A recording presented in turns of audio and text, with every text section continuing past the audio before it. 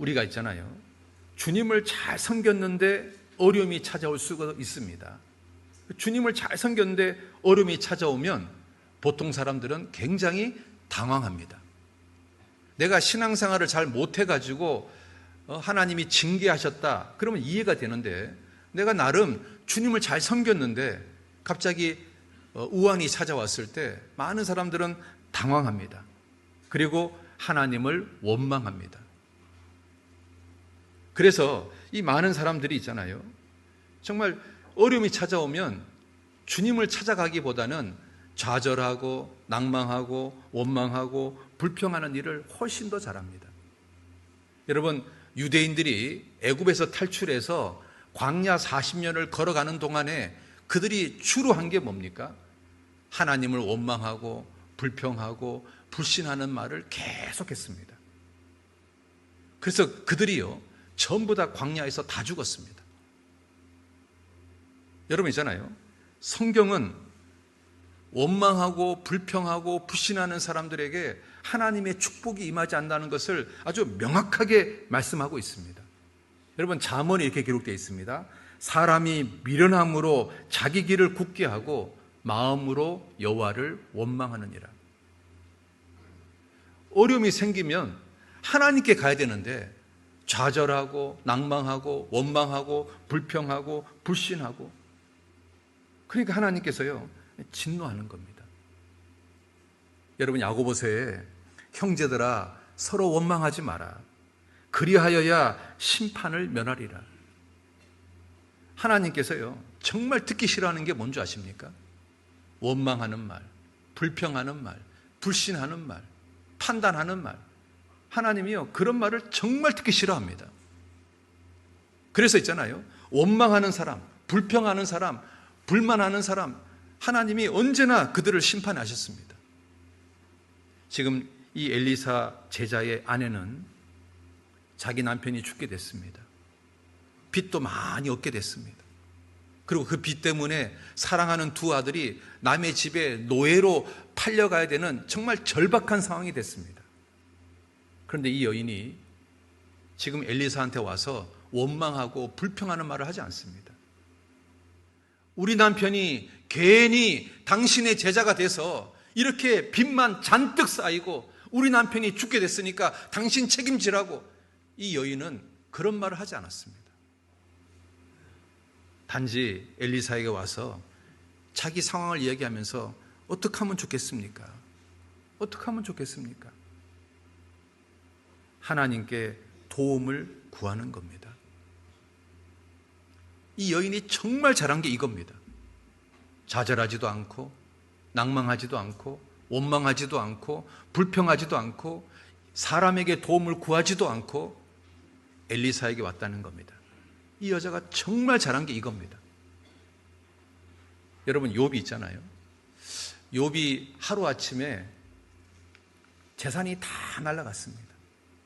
하루아침에 자녀가 다 죽었습니다. 여러분이 그런 상황이 된다면 어떨 것 같습니까? 좌절하고 낭망하고 원망하고 불평하고 하나님을 떠나버리고 그렇게 되지 않겠습니까? 그런데 성경은 이렇게 되어 있습니다. 이 모든 일에 욥이 범죄하지 아니하고 하나님을 향하여 어리석게 원망하지 아니하니라.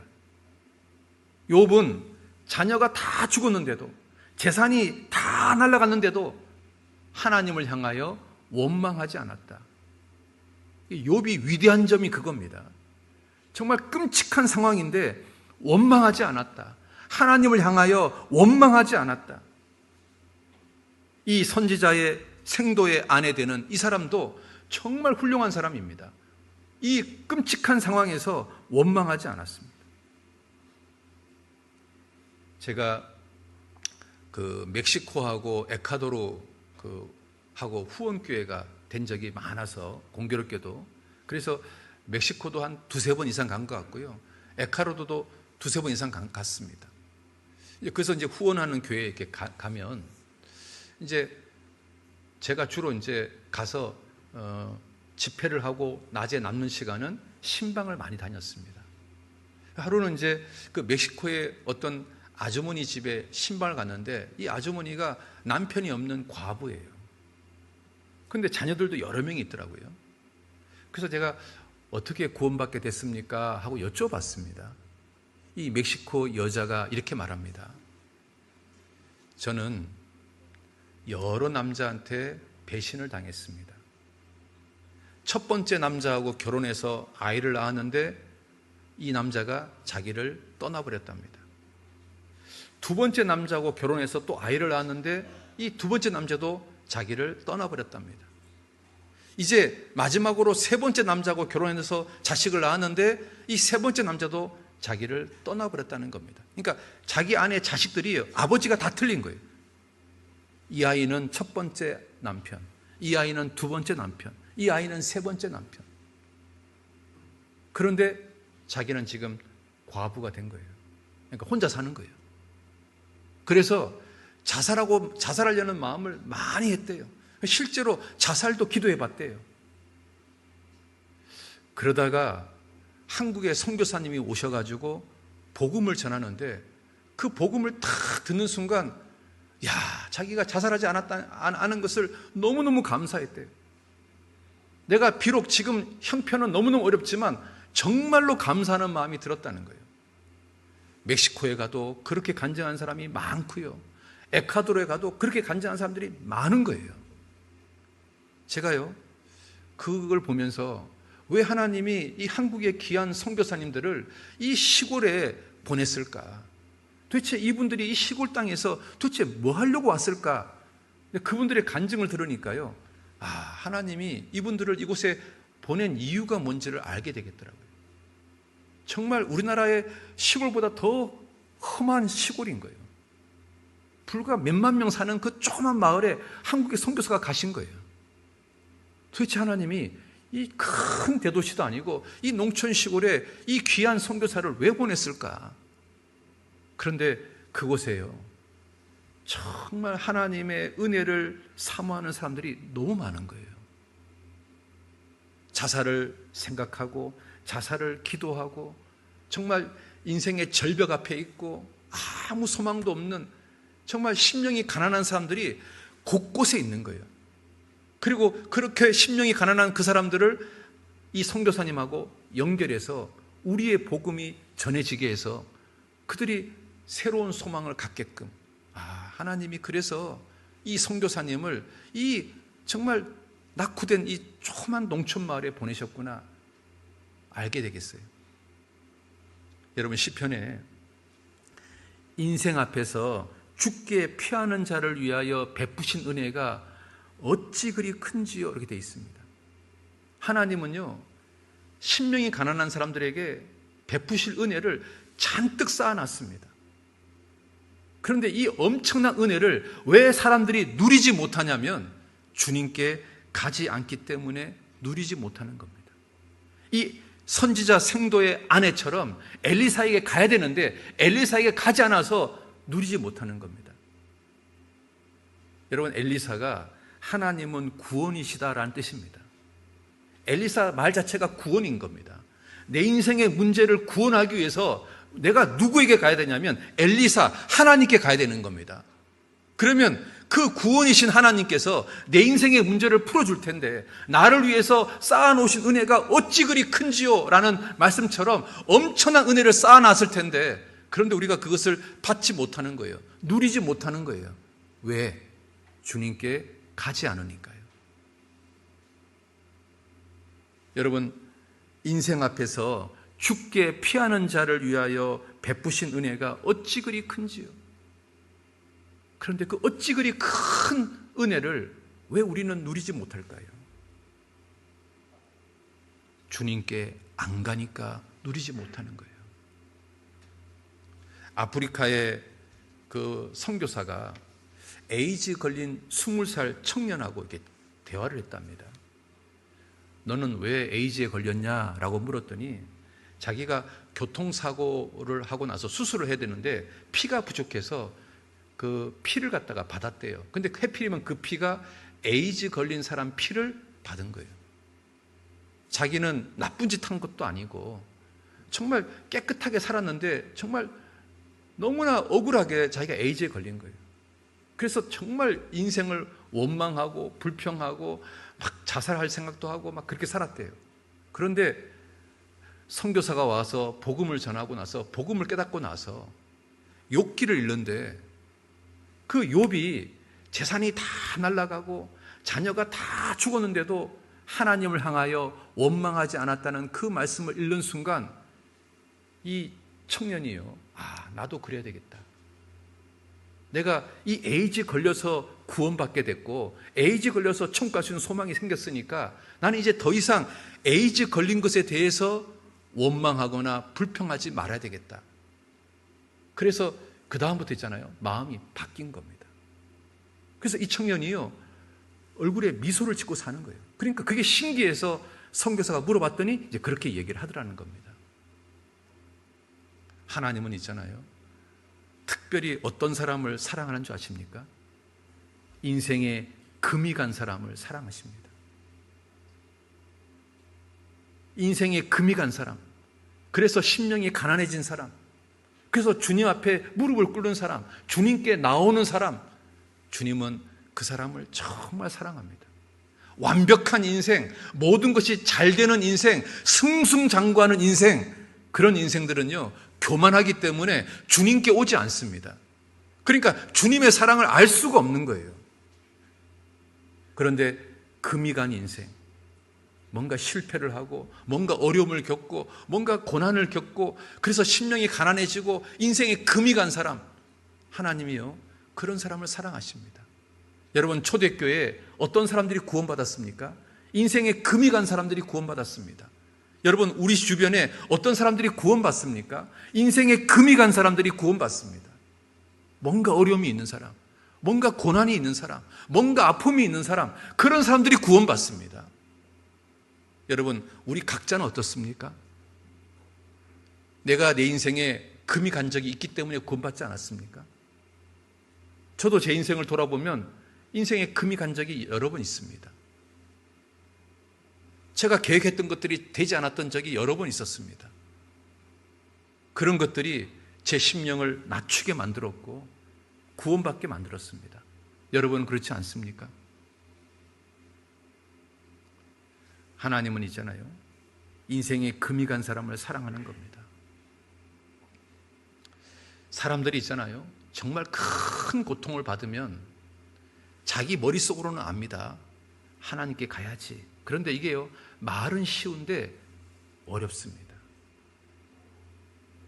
제가 처음 전도인 되었을 때는, 그때는 32살인가 3살인가 그랬습니다.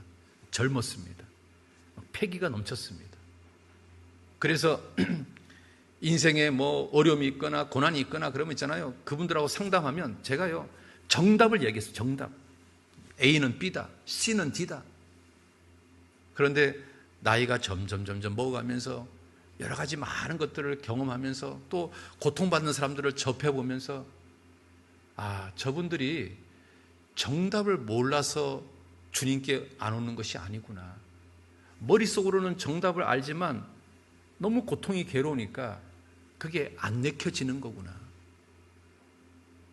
점점 그분들의 마음이 이해가 되더라고요. 그래서 정답을 이야기보다는 기다려주고 또 기도해주고, 그래서 그분이 올 때까지 기다려주는 것이 오히려 더 현명하구나. 때로는 같이 있어주고 그냥 같이 울어주고 같이 그냥 교제해주고 그분의 마음이 치료될 때까지 기다려주는 것이 어떨 때는 더 현명하구나. 그런 것들을 알게 됐습니다. 여러분, 그 C.S. 루이스라는 사람, 이 사람이 아주 대단한 사람입니다. 이 사람이 기독교 관련된 책도 많이 썼습니다. 이 사람이 쓴 책 보면 정말 정답이 쫙 나열되어 있습니다. 나나기 연대기, 그 책을 쓴 사람입니다. 그런데 이 사람이 59살에 드디어 결혼을 하게 됩니다. 정말 사랑한 여자하고 결혼하게 됐습니다. 정말 그 여자를 사랑했습니다. 그런데 그 여자가 결혼한 지 4년 만에 죽게 됩니다. C.S. 루이스가요, 정말로 충격을 받게 됐습니다. 왜? 너무너무 사랑한 59살에 결혼했으니까요. 얼마나 사랑했으면 결혼했겠습니까? 근데 그 사랑하는 아내가 4년 만에 죽었으니까요. 마음에 충격을 너무 많이 받은 겁니다. 그래서 있잖아요. 사람 만나는 것도 싫고, 이 사람 직업이 글 쓰는 거니까요. 글 쓰는 것도 싫고, 심지어 세수하는 것도 싫고, 수영 깎는 것도 싫고, 양치하는 것도 싫고, 모든 게 싫더래요. 그때 자기가 젊었을 때 쓴 책을 읽어보는데 그 책을 읽는 순간 부끄러워지더래요. 내가 젊었을 때 정답을 얘기했는데 막상 내가 그런 아픔을 겪어보니까 내가 썼던 그 책처럼 자기가 행동하지 못하고 있다는 것을 알게 된 거예요. 여러분, 그렇습니다. 사람이 정말 끔찍한 고난을 당하면 머릿속으로 답은 알아요. 그런데 그게 행동을 하기가 쉽지 않습니다. 정말 주저하게 되고 주저앉게 되고 나도 모르게 원망이 나오고 불평이 나오고 주님을 등지고 싶고 그런 마음이 올라오는 게 정상인 겁니다. 그런데 이 선지자의 아내는 그게 정상임에도 불구하고 엘리사에게 왔다는 겁니다. 이게 얼마나 대단합니까? 여러분, 히스기야 왕, 대단한 왕 아닙니까? 정말 믿음의 사람 아닙니까? 히스기야 왕이요, 정말 고난 중일 때 이렇게 고백했습니다. 아이를 낳으려고 하지만 해산할 힘이 없는 여인 같다고 이사야 37장 이렇게 고백하고 있습니다. 여러분, 잘 보세요. 왜 히스기야가 자기를 이렇게 고백했을까요?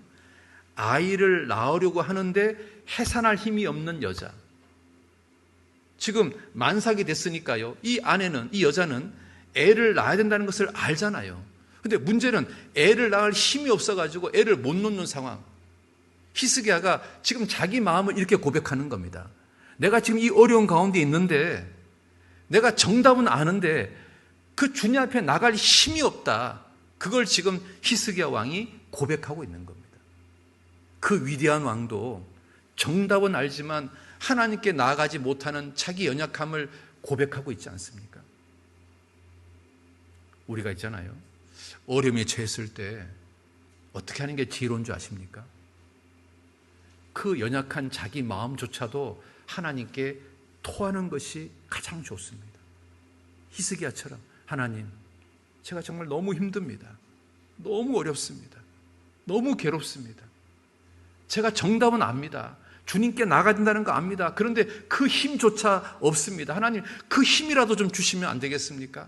라고 기도하는 겁니다. 그럼 하나님이 그 힘을 주지 않을까요? 그리고 그 힘 받아서 주님께 나아가면 이 여인처럼 인생의 문제가 해결되지 않을까요? 여러분, 이 여인은 정말 대단한 여인인 겁니다. 최악의 상황인데도 주님께 나온 겁니다.